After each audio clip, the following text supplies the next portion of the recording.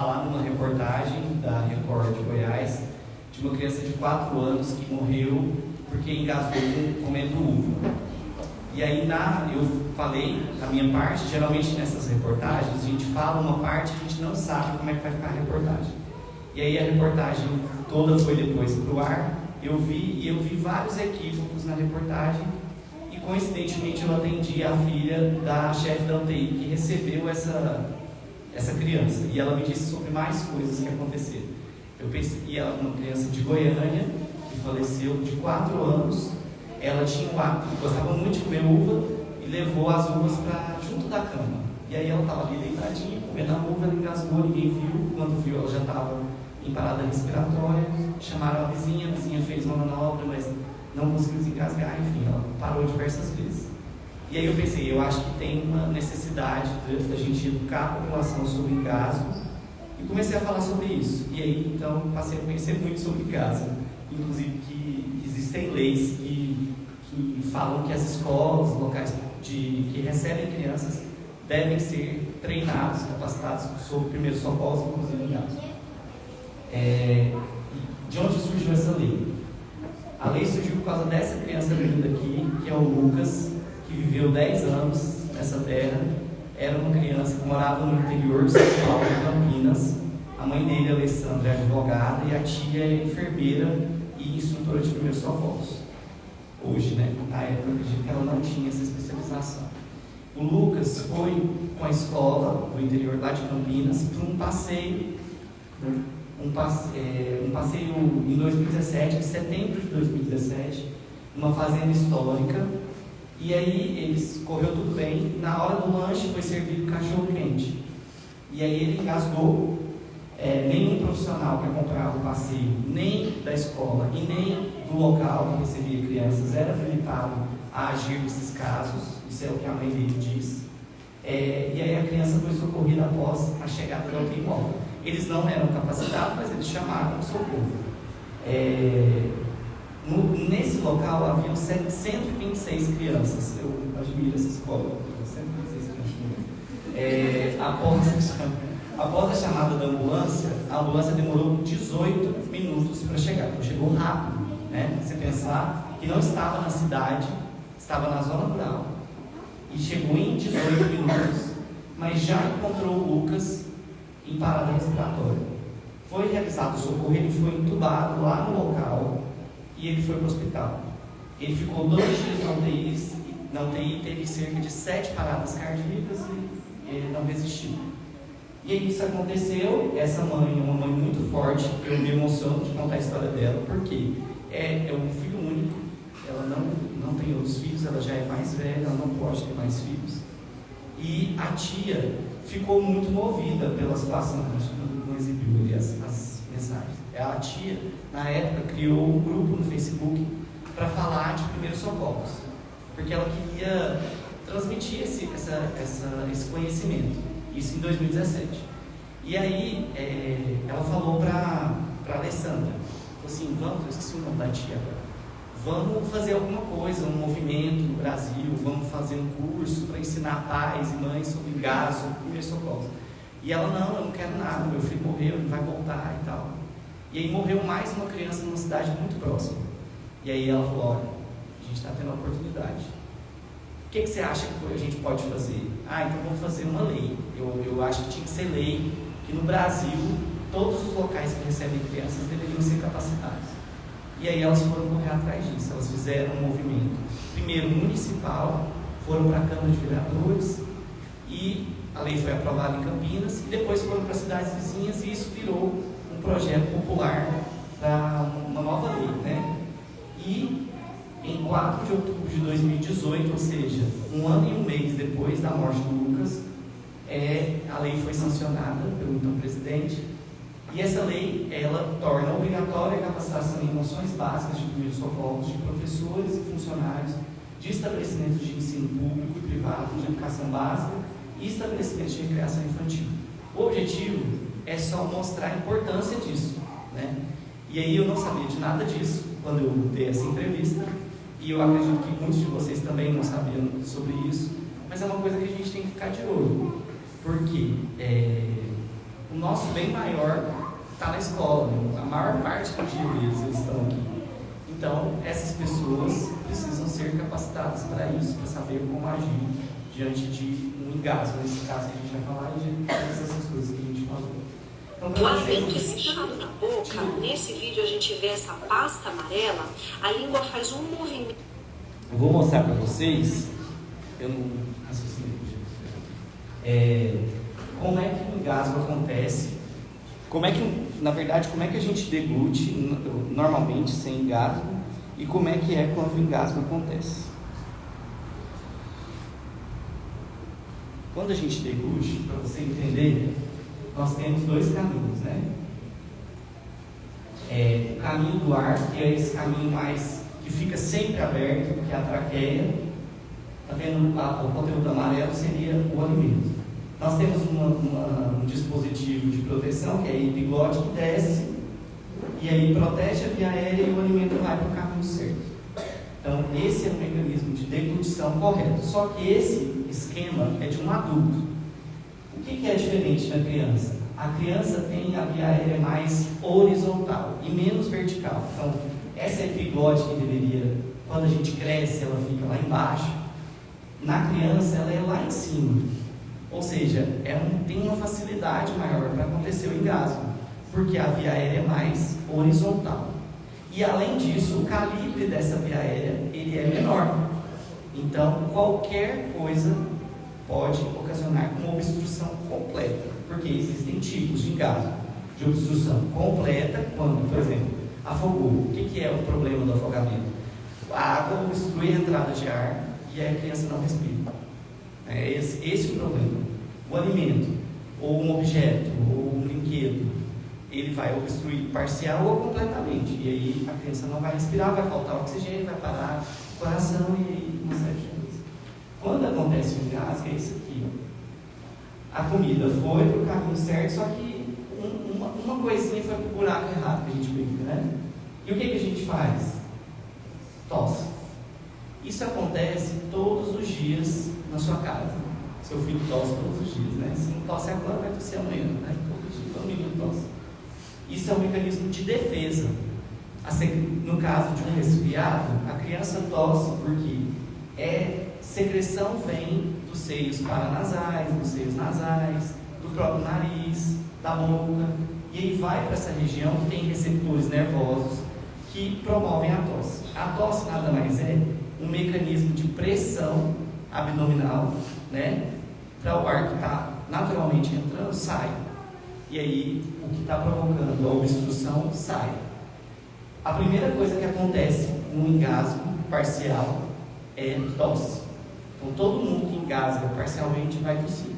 Se ele não consegue tossir, falta o ar completamente, é porque já é um engasgo mais grave e você tem que proceder com uma manobra correta. Aí, antes de falar o que fazer, vou falar o que não fazer. Então, isso aqui, se é uma criança, pode até ser que ela não estivesse engasgada, ela está muito linda, ela está com reflexo de Gabi, né, que é muito comum na introdução alimentar, mas a primeira coisa que a gente não deve fazer é bater nas costas, que é o que todo mundo faz. Então, vamos lá, eu vou fazer com esse bebê aqui, para vocês entenderem. Ó, primeiro, olha, não é um bebê de verdade, olha a cabeça. Quando eu bato nas costas, o que acontece? Ele tinha que fazer agora. Ele tende a fazer esse movimento, que é um movimento de flexão, porque a cabeça não está completamente livre, né?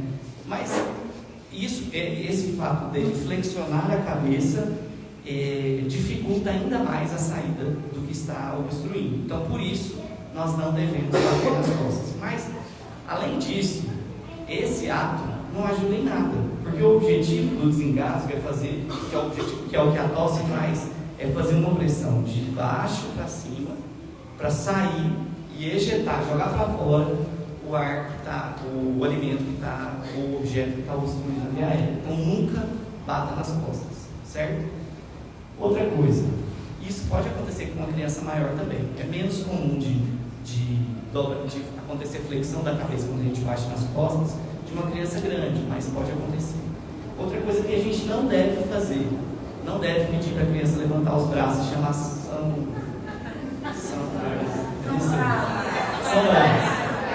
Por quê? Não ajuda, número 1. Não ajuda. E quando eu levanto os braços, o que eu faço? Eu dobro a cabeça. Geralmente eu vou flexionar parcialmente, eu vou dificultar ainda mais a saída de ar. Posso sair? Gente, vamos fazer um exercício, põe o queixo no peito e tenta respirar. Entenderam? É o que eu sei. Então não faça isso. Outra coisa, que essa criança que faleceu, infelizmente, que eu dei a entrevista, a doutora Tereza, que é a chefe da UTI pediátrica do UGOL, ela me disse, essa criança, foi o primeiro erro, foi feita a manobra errada, eu vou falar aqui. Segundo erro, tinha muitas marcas dentro da garganta dela, de tentativas de retirada, no desespero, infelizmente uma tragédia, né? Eu também não sei o que eu faria se fosse meu filho e não tivesse estudado sobre isso, mas não coloque dedo na boca, de jeito nenhum. Não, por exemplo, minha avó falava assim, toma água, que vai melhorar. Não vai. A água é para uma obstrução no esôfago. Então eu estou entalado, eu comi um pedaço de carne muito grande e não está conseguindo descer. Aí eu bebo água. Se eu estou engasgado, eu não vou comer farinha, não vou nada disso. Eu vou tossir. O primeiro mecanismo é tossir, você vai incentivar que essa criança realize a tosse. Não existe isso. Acho que é importante também, não porque está provocar o vômito, também tem esse mito também que se provocar o vômito vai embora uma vez. Aí vai para o bronco aspirar ainda mais. Então não levanta os braços, não bata nas costas, não coloque nada na boca. Não tente aspirar a boca da criança.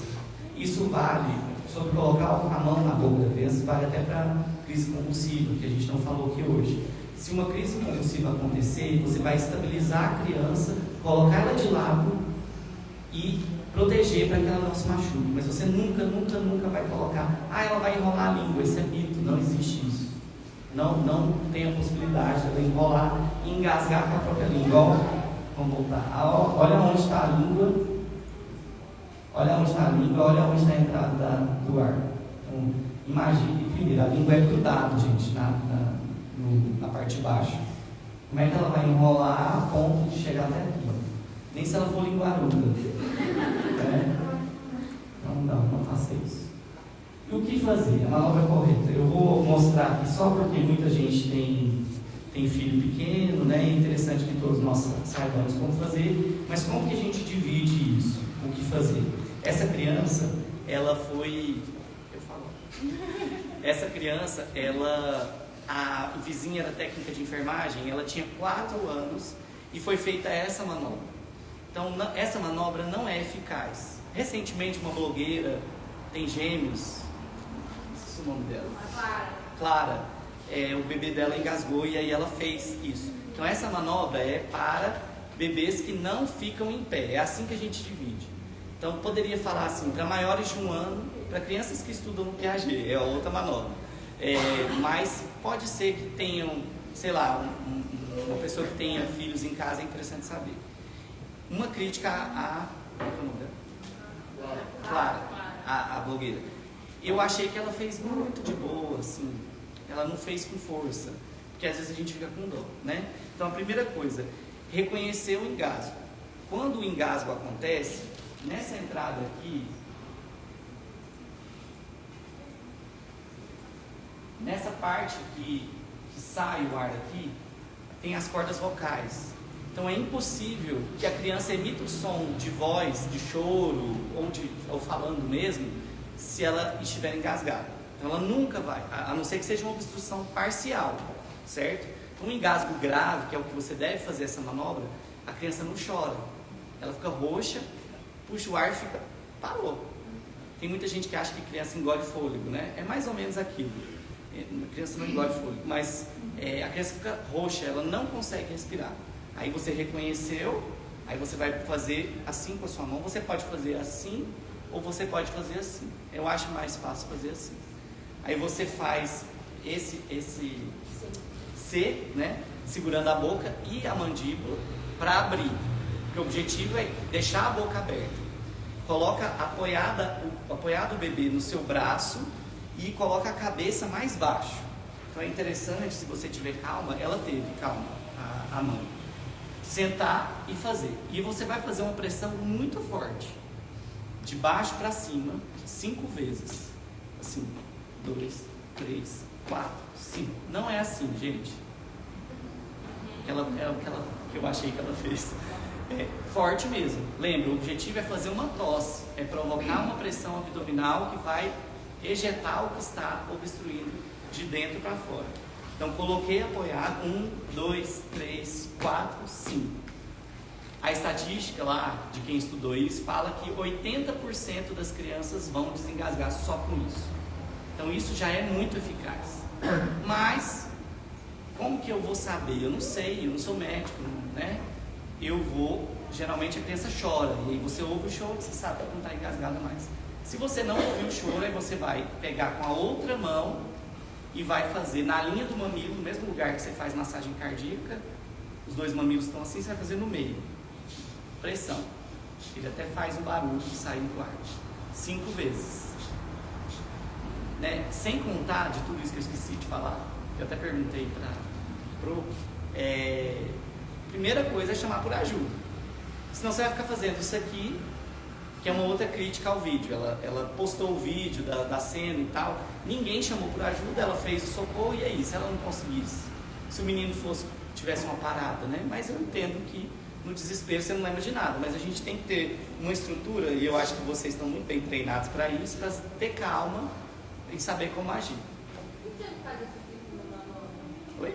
Essa segunda, a primeira estava em copo, aí a outra é mais eficiente. Essa aqui que é mais eficiente. É a primeira que você Aí a faz. outra, no caso da primeira. Se você não ouviu a criança chorar, você tem dúvida, acha que ela não está respirando, você faz essa. Depois de liberar o engasgo. Ou ainda engasgado. Se ela estiver desengasgada, não precisa fazer mais. Como é que eu sei que ela está desengasgada? Ela chorou. Né? Eu ouvi a voz dela. Lembra, as cordas vocais estão lá no início da via aérea. Então é impossível a criança emitir som de voz ou de choro. Ele está fazendo a primeira teste.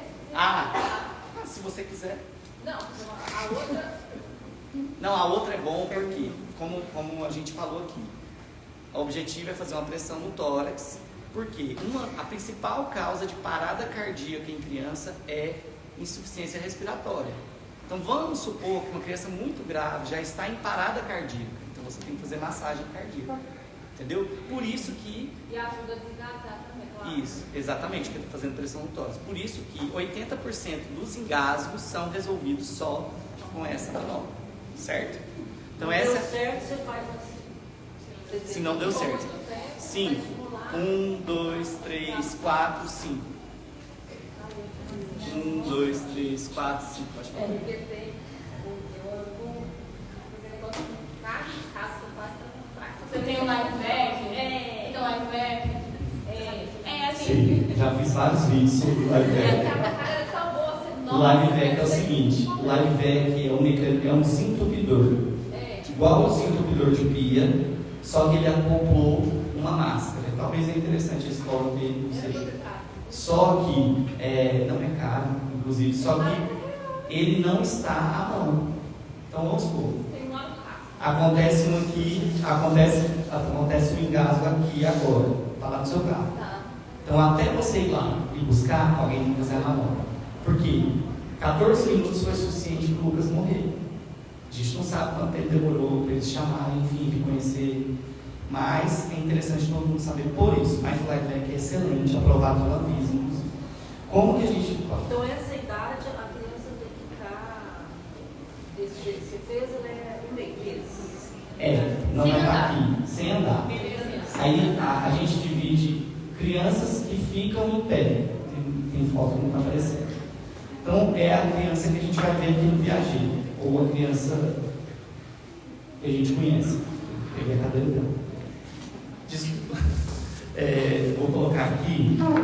Esse boneco ele não fica em pé, mas só para vocês visualizarem.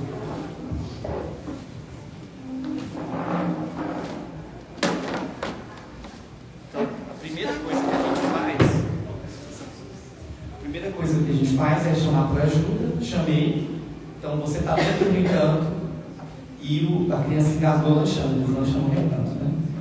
E aí tem sempre a professora auxiliar, né? Então você vai falar, ó, está engasgado, chama a Noriane.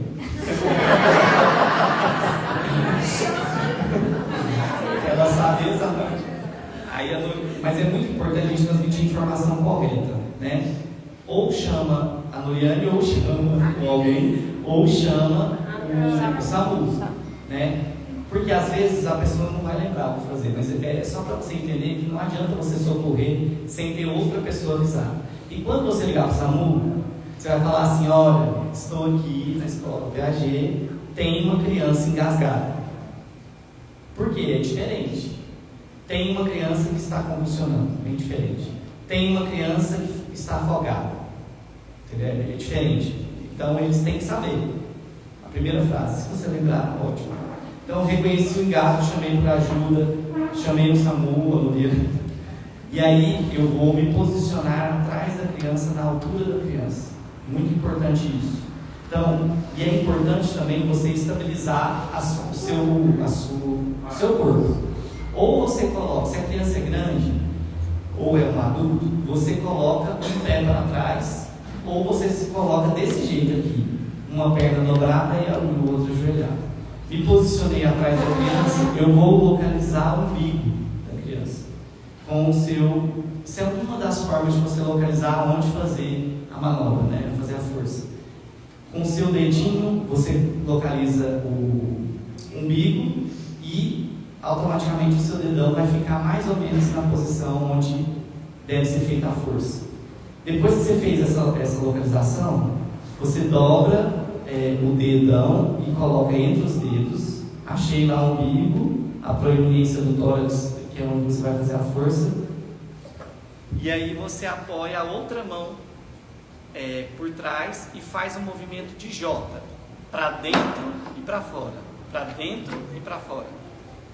Quantas vezes você vai fazer? Até a criança chorar ou até o SAMU chegar. Você não vai fazer massagem, você não, nada. A não ser que você esteja fazendo muito tempo e você acredite que essa criança está em parada cardíaca. Mas o recomendado diante do engasgo é fazer a manobra até a criança chorar, falar, gritar. Se ela chorou, falou, gritou, ela está desengasgada. Ótimo. Certo? Alguém tem alguma dúvida? Não? Por que a gente estabiliza o corpo para fazer a manobra? Porque a criança pode desmaiar. E aí, se você não estabilizou, só ajoelhou, vai cair você e a criança. Certo?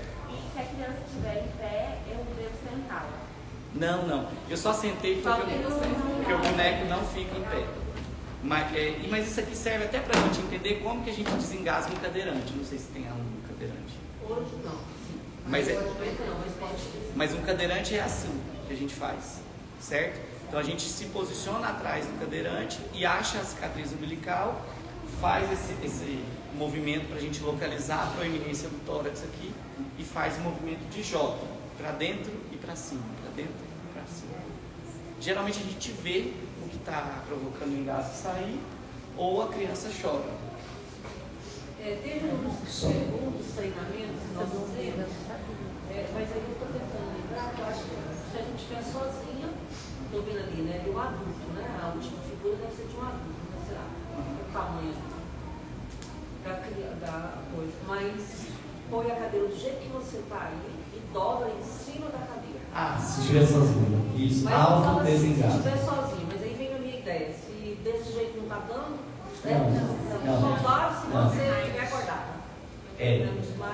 O autodesengasgo é muito questionado, porque ele não é eficaz, certo? E ele machuca muito. Pode fazer, inclusive. Não, eu já fiz. Autodesengasgo? Sim. E achei que valeu, mas. Vou explicar o autodesengasgo. Eu falo disso também. Foi um treinamento que nós fizemos aqui. É assim. Como o objetivo é fazer uma pressão no abdômen para provocar a saída do que está engasgando, você está sozinho dentro da sua casa e engasgou um comprimido, comendo, enfim, você pode fazer isso com a ponta da cadeira. Então, o objetivo é fazer pressão. Você vai aqui mais ou menos acima de um dedo, 2, 3, acima do umbigo e faz isso. Isso tende a resolver, mas é super questionável. Agora, quando você está assistindo uma criança, você jamais vai fazer isso, porque não é eficaz. O mais eficaz é o English. Essa manobra tem um nome feio, mas é isso que salva a vida da criança. Certo? É isso. Alguém tem alguma dúvida? O dedão é para dentro. Então, Da criança e do adulto, né? Isso. Qualquer pessoa que fique em pé é assim que faz. O cadeirante você vai ajoelhar. Quando você salvar a criança, você pode fazer essa manobra do adulto. Sim. Isso. E uma coisa que às vezes é importante a gente saber é se está engasgado mesmo, né? Então, criança que está tossindo, a gente não faz manobra. Criança que está tossindo, ela está tentando ainda. A gente faz a manobra a partir do momento que ela para de conseguir. Então, aquele que não tem som, é aquele que a criança faz... Sinal universal de engasgo. Né? Ele leva a mão no pescoço. Então, assim, agora a criança que ainda está tossindo e está ali, você vai esperar, porque na maioria das vezes ela vai se desengasgar sozinha. mesmo quando bebê. Mesmo quando bebê. Isso. Você pode, no máximo, no bebê, se ele está deitado, você vai sentar ele para ajudar, né? Mas, ou colocar de lado, enfim, porque geralmente o bebê mama deitado. Qual a chance de machucar a pessoa tentando fazer a manobra sem saber como fazer? Risco muito baixo. Porque geralmente a gente faz pouca força. Entendeu? E aí, essa é a grande sacada. Fazer forte. Apertar com força. Porque aqui a gente não tem osso. Criança não fratura osso. E adulto só sou um idoso muito doente. Então a gente tem que fazer forte. Certo? Então não precisa ter medo. Não. Tem medo de não fazer. Por isso que eu falei que a gente vai fazer quando está engasgado. Se a criança está tossindo, você não vai fazer. Você vai fazer no caso que ou você faz, ela morre. Você entendeu? Sem respirar. Melhor quebrar uma costela. Isso, mas nesse caso a chance de quebrar uma costela é zero quase. Porque seria a costela lá a última, que a gente abraça por trás. Uma dificuldade que as pessoas têm, é interessante saber sobre o autodesgaste, é com obesos, que aí obeso é muito difícil você abraçar, se for um obeso muito obeso, né? E grávidas, porque as grávidas você não pode apertar desse jeito, depender da idade gestacional. Então, no caso do obeso, é fazer o autodesengasgo, ensinar a pessoa a fazer.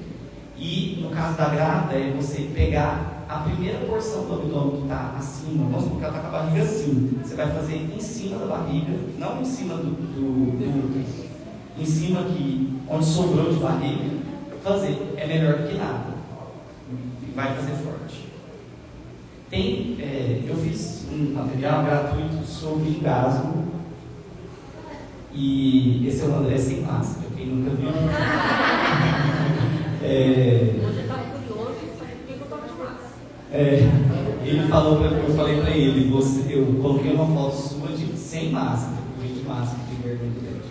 Aí ele falou assim, mas eu já tinha arrancado o dente? Eu falei, sim, eu tinha nascido. Nesse Instagram você acha, ou no meu site, que é pediatragoiano.com, você entra, faz um cadastro e você recebe o e-book.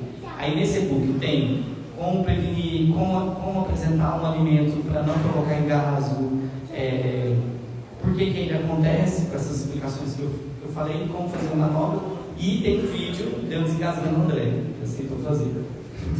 E para você ver também, certo? Tem alguma dúvida mais? Ronaldo, como que a gente faz assim? Já aconteceu algumas vezes como isso. Ela está dormindo e ela passa mal, ela vomita. Ela tosse, aí ela vomita. Ela pelo menos deu os primeiros sinais, né? Eu sempre viro ela de lado para ela não bronca se virar. Tá certo? É só virar mesmo e esperar ela liberar. Tenta não colocar o dedo na boca, nem a mão na boca, nem Mesmo se respirar. tiver alguma coisa sólida assim, não colocar. Só depois, que ela já tiver parado de vomitar. Mas virar ela de lado. Virar de lado, dessa posição que a doutora mostrou aqui.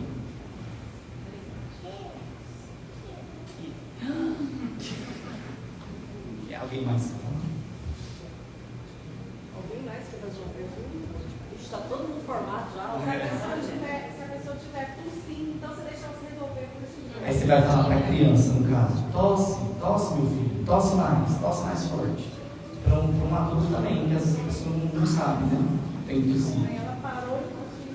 Aí se ela parar, aí você vai falar não.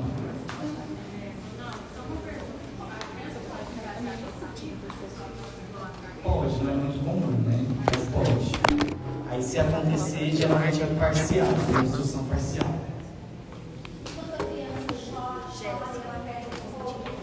Ninguém engole fôlego. Vou repetir que ela é igual o Projac. Ninguém engole fôlego. Vamos lá. Quem que manda a gente respirar? Cérebro. Então, o mecanismo respiratório ele é instintivo. Se você dorme, esqueci de respirar. Não, você respira porque o seu cérebro manda. Tem uma explicação fisiológica para isso. Inclusive é por isso que a gente afoga. Por quê? Você segura o ar, mas uma hora seu corpo não consegue, tem que respirar e ele engole ar. Engole água. Por isso que a gente afoga. Então, a criança que bebe fôlego, ela nada mais, ela está em fadiga muscular. Por quê? Quando você faz um exercício muito, muito intenso, a esteira, correu, você não fica... E às vezes você desfalece. É isso que acontece com a criança que engoliu o fôlego. Basicamente, ela hiperventilou, chorou. E ela desfaleceu. Mas ela não engasgou, ela não engoliu o fôlego, ela não parou de respirar. É impossível parar de respirar. Mas é uma pergunta que todos os dias a gente responde.